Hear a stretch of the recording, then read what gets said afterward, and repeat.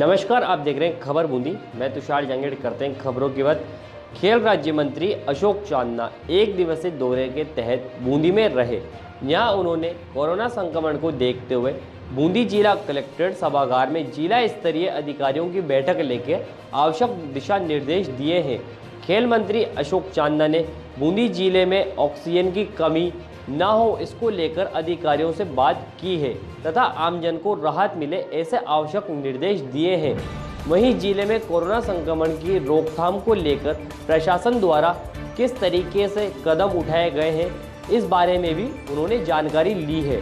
सरकार द्वारा जारी की गई गाइडलाइन के मामले में प्रशासन ने किस तरीके से कार्रवाई की इसका भी फीडबैक लिया है। उन्होंने बैठक में अधिकारियों को कहा है कि सरकार लगातार आम जन के लिए संक्रमण से बचने के लिए कदम उठा रही है।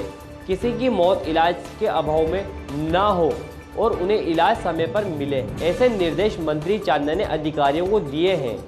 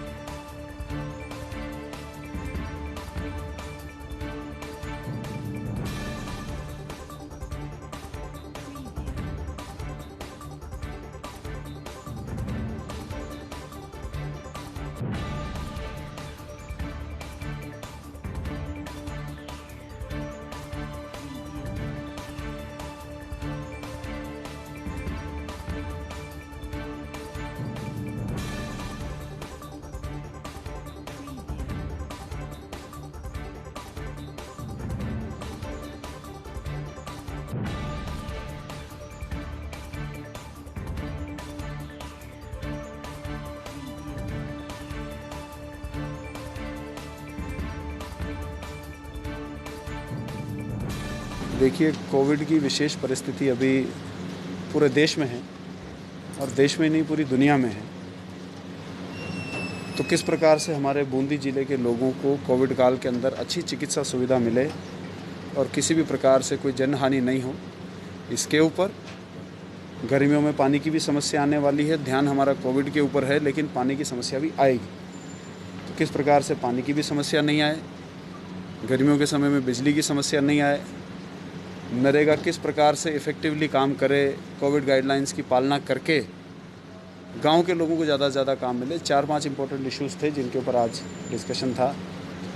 कोविड सबसे विशेष था क्योंकि आप देख रहे हैं कि किस प्रकार से राजस्थान की सरकार के साथ में केंद्र से दोगला व्यवहार हो रहा है।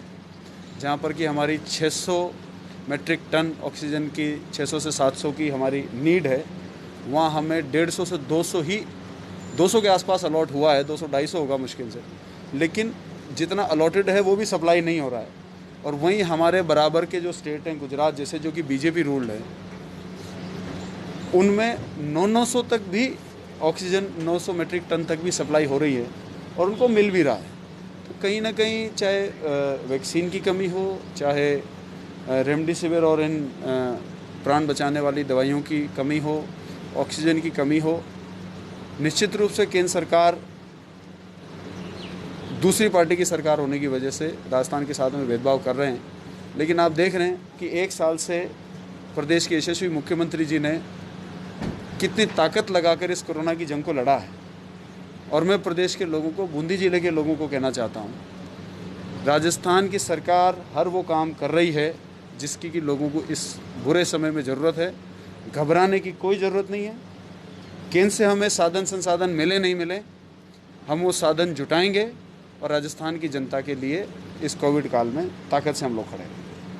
सर, केंद्र सरकार ऑक्सीजन को लेकर फेल हो गई, क्या कहना चाहिए? केंद्र सरकार हर मुद्दे पर फेल हो गई है, चाहे वो मुद्दा ऑक्सीजन का हो, चाहे वो मुद्दा राजस्थान में सरकार गिराने का हो, चाहे वो मुद्दा इकोनॉमी को बचाने का हो, चाहे वो मुद्दा नीति पर देश का डेवलपमेंट करने का हो, नीति बनाकर नोटबंदी, जीएसटी, इस प्रकार की नीतियां जो वो लेके आए उससे उन्होंने देश को बर्बाद कर दिया, बैंकों को बर्बाद कर दिया, व्यापारियों को बर्बाद कर दिया, मिडिल क्लास के परिवारों को, इस देश के छोटी छोटी चीज़ों का मोहताज कर दिया। केंद्र सरकार केवल ऑक्सीजन नहीं, केवल वैक्सीन नहीं, केवल दवाइयाँ नहीं, इन 7 सालों में हर चीज़ के ऊपर फेल हैं और आने वाले समय में प्रदेश के और देश की जनता में जो इनके खिलाफ रोष अब पैदा हो रहा है वो उन्हें उसको फेस करना पड़ेगा। मेरी तो ये राय है कि राजनीति छोड़ें देश के प्रधानमंत्री जी, काम करें, प्रचार छोड़ें, काम करें।